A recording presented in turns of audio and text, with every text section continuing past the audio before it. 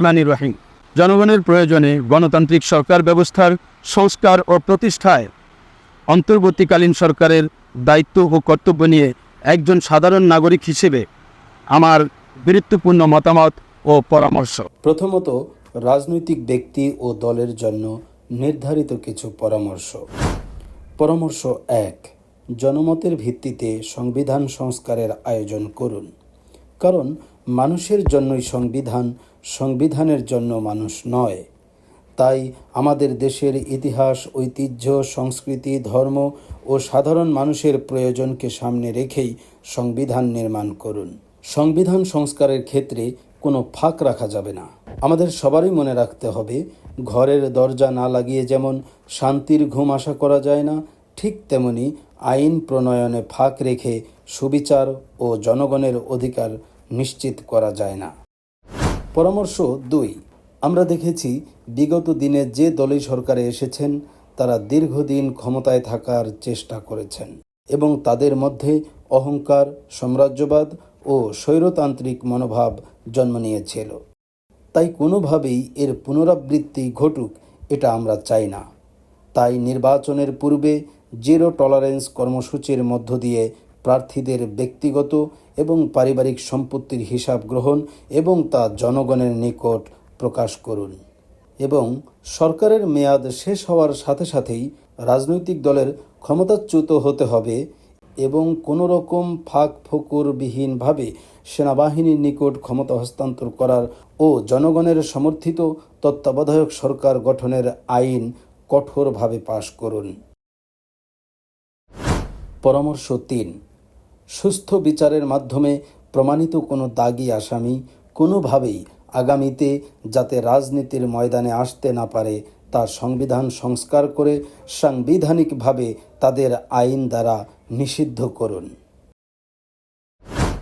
পরামর্শ 4, কোনো রাজনৈতিক দলের দ্বারা যদি পূর্বে দেশদ্রোহী ও স্বৈরাচারী কর্মকাণ্ড প্রমাণিত হয় তাহলে বিশেষভাবে তাদেরকে আন্তর্জাতিক ও অভ্যন্তরীণ 2 আইনেই প্রমাণ করার মধ্য দিয়ে তাদেরকে চিরদিনের জন্য সাংবিধানিকভাবে দেশের জনগণকে নিয়ে নিষিদ্ধ ও সিলগালা করুন এবং ওই অভিযুক্ত ব্যক্তিগণ বা রাজনৈতিক দল আর কখনোই রাজনীতি করতে পারবে না এটাও সুনিশ্চিত করে তারপর নির্বাচন দিন।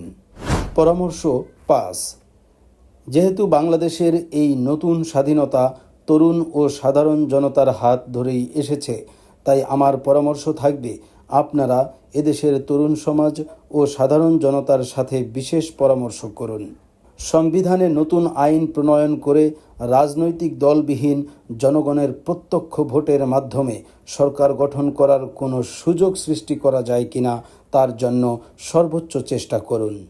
কারণ রাজনৈতিক দলের মাধ্যমে সরকার গঠন হলেই দেশে কর্তৃত্ববাদ, সাম্রাজ্যবাদ ও ফ্যাসিবাদের যথেষ্ট সুযোগের দ্বার উন্মোচন হয়ে যায় এবং ইতিহাস ঘাটলে আমরা দেখতে পাই এই সুযোগকেই দুর্বৃত্তকারীরা দেশি বিদেশি বিভিন্ন সিন্ডিকেট তৈরির মাধ্যমে সবচেয়ে বেশি ব্যবহার করেছে এবং তারা যথার্থ কাজেও লাগিয়েছে।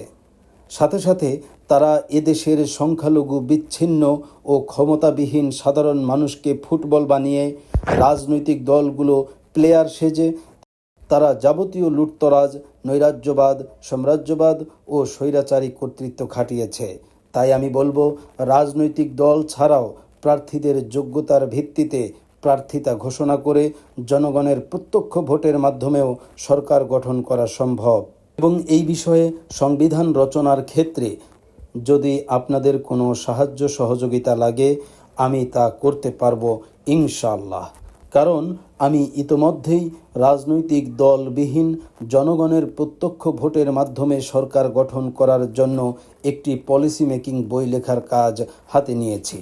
রাজনৈতিক দলবিহীন জনগণের প্রত্যক্ষ ভোটে সরকার গঠনের প্রক্রিয়াগত এবং অবকাঠামোগত যাবতীয় পলিসি আমি সাজিয়েছি। আপনারা চাইলে আমার কাছ থেকে এই ব্যাপারে সহযোগিতা নিতে পারেন। পরামর্শ 6, সংসদ সদস্য প্রার্থীদের শিক্ষাগত যোগ্যতা ও বৈধভাবে তারা অর্থনৈতিক সচ্ছল কিনা তার প্রমাণপত্র জনগণের নিকট প্রকাশ করুন এবং জনগণ তা মানে কিনা জনগণের মতামত নিয়ে তারপর প্রার্থিতা ঘোষণা করার আইন পাশ করুন। পরামর্শ 7, ভোট কেন্দ্রে কোনোভাবেই কোনো দলের এজেন্ট ব্যবস্থাপনা থাকা যাবে না। ভোটাধিকার প্রয়োগ ও ভোট গ্রহণ প্রক্রিয়ায় একটি প্র্যাকটিক্যাল ও জনগণের জন্য সহজ ও স্বচ্ছ হয় এমন একটি নির্বাচন ব্যবস্থা প্রতিষ্ঠা করুন, যে পদ্ধতির মাধ্যমে ভোট দিলে জনগণের উপর কোনো রাজনৈতিক দলের হস্তক্ষেপের কোনো সুযোগই থাকবে না এবং জনগণ স্বাধীনভাবে ভোট দিতে পারবে এমন একটি নির্বাচন ব্যবস্থা কায়েম করুন। সরকার প্রধান, মন্ত্রী ও অন্যান্য সদস্যদের জন্য নির্ধারিত নীতিমালায় আমার কিছু পরামর্শ। পরামর্শ 1, রাষ্ট্রপতি, প্রধানমন্ত্রী ও মন্ত্রিপরিষদের দায়িত্বপ্রাপ্ত ব্যক্তি একই পদে 2 বারের বেশি থাকতে পারবে না। সংস্কারকৃত নতুন সংবিধানে এই সুযোগ না রাখা, কারণ এদেশের অনেক সৎ, মেধাবী, ত্যাগী ও উন্নয়নশীল নাগরিকদের মধ্যেও দেশ সেবার আগ্রহ রয়েছে। তাদের সুযোগ না দেওয়াটাও এক ধরনের স্বৈরাচার।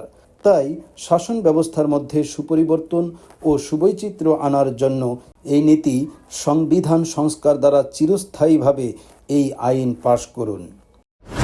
পরামর্শ 2, রাষ্ট্রপতি শাসিত সরকার প্রতিষ্ঠা করুন, যেখানে রাষ্ট্রপতি মন্ত্রিপরিষদ নিয়ন্ত্রণ করবেন।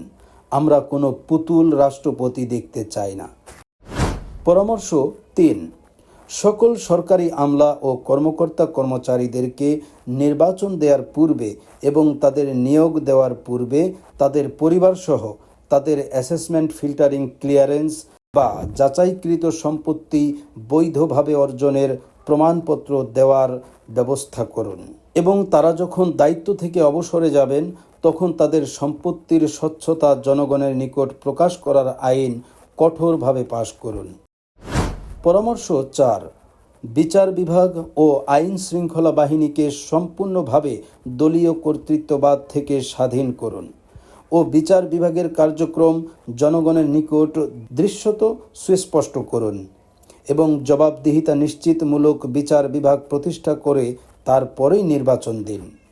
পরামর্শ 5, দেশের প্রশাসনিক কর্মকর্তা তথা সামরিক ও অভ্যন্তরীণ আইন শৃঙ্খলা বাহিনী যেমন পুলিশ, র্যাব, ডিবি ও অন্যান্য সংশ্লিষ্ট বাহিনীদেরকে সম্পূর্ণভাবে দলীয় সম্পৃক্ততা ও দলীয় শাসন মুক্তকরণ সংবিধান প্রতিষ্ঠা করে তারপর নির্বাচন দিন। পরামর্শ 6, একটি প্রতিষ্ঠান, সংস্থা বা সরকার কখনোই শতভাগ দুর্নীতিমুক্ত হতে পারে না এবং এটি একটি নিছক স্বপ্নও বটে। কিন্তু প্রযুক্তির এই যুগে আমাদের তরুণ সমাজও সেটা ভালোভাবেই বোঝে এবং আমাদের তরুণ সমাজ এখন যথেষ্ট লজিক্যাল এবং প্র্যাকটিক্যাল। তাই প্র্যাকটিক্যালি এমন একটি পরিবেশ ও পলিসি দাঁড় করানো হোক যাতে করে যে দলই ক্ষমতায় আসুক না কেন সেই দল 5% দুর্নীতি করার আগেই যাতে তা জনগণের নিকট প্রকাশ হয়ে যায় এবং দেশ থেকে পালিয়ে যাওয়ার আগেই যাতে জনগণ ও প্রশাসনের হেফাজতে চলে আসে। সংস্কারকৃত সংবিধানে সেই রকম পলিসি দাঁড় করে তারপর নির্বাচন দিন। পরামর্শ 7, মাননীয় উপদেষ্টা মণ্ডলী, বিগত দিনের ইতিহাস ও ঘটনাবলী প্রত্যক্ষ করে আশা করি আপনাদের ও আমরা সাধারণ জনগণের সকলেরই প্রচুর অভিজ্ঞতা হয়েছে। তাই আমরা যতই ভালো থিওরি বা পলিসি দেই না কেন, দুর্বৃত্তকারীরা তাদের চালাকি বুদ্ধি দিয়ে তাদের স্বার্থপরতা ও সাম্রাজ্যবাদকে কায়েম করার জন্য তারা ঐক্যবদ্ধভাবে গোপনে বা প্রকাশ্যে নানাবিধ অপকর্ম, প্রোপাগান্ডা, অপপ্রচার ইত্যাদি চালিয়েই যাবে এবং দেশের শান্তিপূর্ণতা ও স্থিরতা নষ্ট করার সর্বোচ্চ চেষ্টা তারা করবেই।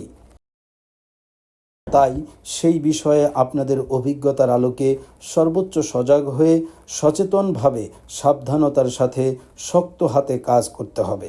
মনে রাখবেন, প্রায়োগিক ইতিহাসে সেই ব্রিটিশ বিরোধী আন্দোলন 1971-এর মুক্তিযুদ্ধে কিন্তু সাধারণ মানুষ ও ছাত্র জনতাই রক্তক্ষয়ী যুদ্ধের মাধ্যমে স্বাধীনতা অর্জন করেছিলেন।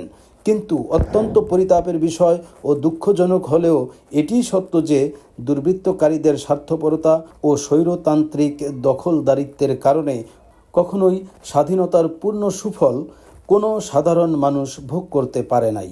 তাই এ ব্যাপারে আমার পরামর্শ থাকবে, এদেশের ভালো মানুষ ও প্রগতিশীল মানুষ অত্যন্ত উদার। তারা নিপীড়ন ও নির্যাতনের ভয়ে অথবা নানাবিধ কারণে বিচ্ছিন্ন আছে। আপনারা বিভিন্ন উপায়ে তাদের কাছাকাছি যাওয়ার চেষ্টা করুন এবং অতি দ্রুত ঐক্যবদ্ধ হন। কেবল তাহলেই দুর্বৃত্তকারীদের ঐক্যবদ্ধ শয়তানের হাত থেকে দেশকে নিরাপদ করা সম্ভব হবে এবং সম্ভবত এটি আপনাদের অন্তর্বর্তীকালীন সরকারের জন্য সবচেয়ে বড় চ্যালেঞ্জ হবে। সুতরাং আপনারা আপনাদের মেধা, প্রজ্ঞা, অভিজ্ঞতা এবং জনগণের সহযোগিতা নিয়ে শক্ত হাতে এটি মোকাবেলা করুন। পরামর্শ ৮। আমরা মনে প্রাণে বিশ্বাস করি এবং মানি একটি জাতি টিকে থাকে তার জাতিসত্তার উপরেই। বাংলাদেশের সংখ্যাগরিষ্ঠ মানুষ স্বভাবসুলভ ও জাতিগতভাবেই নম্রতা, ভদ্রতা, শালীনতা, পরিবারতন্ত্র ও শান্তিতে বিশ্বাসী এবং সামাজিক মর্যাদাবোধ সম্পন্ন একটি স্বাধীন ও সার্বভৌম মুসলিম জাতি। সুতরাং সংস্কারকৃত সংবিধানে এই জাতির জাতিগত বিভিন্ন সমস্যা, তার সমাধান ও সম্ভাবনাগুলো সামনে রেখে নীতিমালা নির্ধারণ করুন এবং এই ক্ষেত্রে দেশের স্বীকৃত বরেণ্য ইসলামিক স্কলারদের সাথে পরামর্শ করুন এবং তা কোরআন সুন্নাহর ভিত্তিতে নির্ধারণ করে আইন পাশ করুন। সম্মানিত উপদেষ্টা মণ্ডলী, আপনারা নিশ্চয়ই অবগত রয়েছেন বাংলাদেশের মানুষ পারিবারিকভাবে বেড়ে ওঠা জাতি। এই জাতির কোমলমতি শৈশবকাল কাটে তার মা বাবার আদর ভালোবাসার আঁচলে। বাল্য ও কৈশোর কাটে মা বাবার আন্তরিক ভালোবাসা, নিবিড় পর্যবেক্ষণ ও তত্ত্বাবধানে। আমাদের ভুলে গেলে চলবে না, বাঙালি জাতির অন্যতম একটি জাতীয় ঐক্য হল আন্তরিক দাম্পত্য সম্পর্ক, পরিবার, যৌথ পরিবার ও সামাজিক মূল্যবোধ সম্পন্ন একটি জাতি। সুতরাং পুলিশ প্রশাসন এবং আইনি সেবার মাধ্যমে কখনো জাতির মনস্তাত্ত্বিক ও আদর্শিক সমস্যার সমাধান করা সম্ভব নয়। তাই এদেশের পরিবার রক্ষায় এবং তরুণ তরুণীদের দাম্পত্য জীবনের বিভিন্ন সমস্যা, তার সমাধান ও সম্ভাবনা এবং আন্তরিকতার মান উন্নয়নের জন্য সাংবিধানিকভাবেই একটি সরকারি আন্তরিক পরিবার কল্যাণ টিম গঠন করুন এবং এই টিম মেম্বারদের কাজ হবে সততা, নিষ্ঠা ও অভিজ্ঞতার আলোকে কাউন্সেলিং সেবা প্রদান করা। আর এগুলো প্রয়োগ ও বাস্তবায়ন করতে পারলে কেবল তাহলেই আমরা একটি সমৃদ্ধশালী, ঐক্যবদ্ধ, উন্নয়নশীল ও সম্ভ্রান্ত জাতি হিসেবে বিশ্ব দরবারে মাথা উঁচু করে দাঁড়াতে পারব ইনশাআল্লাহ। সর্বোপরি আমি ছাত্র জনতার এই সীমাহীন ত্যাগ ও প্রাণ বিসর্জনের মধ্য দিয়ে অর্জিত স্বাধীনতার প্রতি কৃতজ্ঞতা ও শ্রদ্ধা জ্ঞাপন করছি। সেই সাথে বাংলাদেশের আপামর জনতার সমর্থনে নবনিযুক্ত বর্তমান এই অন্তর্বর্তীকালীন সরকারের প্রধান উপদেষ্টা, বিশ্ববরেণ্য Nobel laureate professor doctor Muhammad Yunus sir সহ তার উপদেষ্টা মণ্ডলীর সকল সদস্যদের প্রতি অকৃত্রিম ভালোবাসা, কৃতজ্ঞতা ও শুভকামনা রেখে আমার পরামর্শমূলক বক্তব্য এখানেই শেষ করছি। প্রিয় দেশবাসী, আমি মানুষ, আমার বক্তব্য বা পরামর্শে যদি কোনো ভুল ভ্রান্তি থেকে থাকে অথবা কেউ যদি কষ্ট পেয়ে থাকেন, তাহলে আপনারা আমাকে ক্ষমা সুন্দর দৃষ্টিতে দেখবেন এবং সবাই আমার জন্য দোয়া করবেন এবং আমিও আপনাদের জন্য দোয়া করি। সময় নিয়ে বক্তব্যটি শোনার জন্য আমি আপনাদের সকলের নিকট কৃতজ্ঞতা প্রকাশ করছি। আমাদের স্বপ্ন, আমার সোনার বাংলাদেশ একদিন এই কল্যাণমূলক সংস্কারের ধারা অব্যাহত রেখে উন্নয়নশীল, সমৃদ্ধশালী ও শান্তিময় দেশ হিসেবে বিশ্ব দরবারে মাথা উঁচু করে দাঁড়াবে ইনশাআল্লাহ। আমার বিশ্বাস, বাংলার মানুষ লোভ, স্বার্থপরতা, অহংকার ও সাম্রাজ্যবাদের ঊর্ধ্বে গিয়ে হানাহানি, বৈষম্য, প্রতিশোধ আর প্রতিহিংসা ভুলে গিয়ে সকলে কাঁধে কাঁধ মিলিয়ে ঐক্যবদ্ধ হয়ে শান্তিপূর্ণ ও প্রগতিশীল কাজের মধ্য দিয়ে বিশ্ব দরবারে একদিন মাথা উঁচু করে দাঁড়াবে ইনশাআল্লাহ।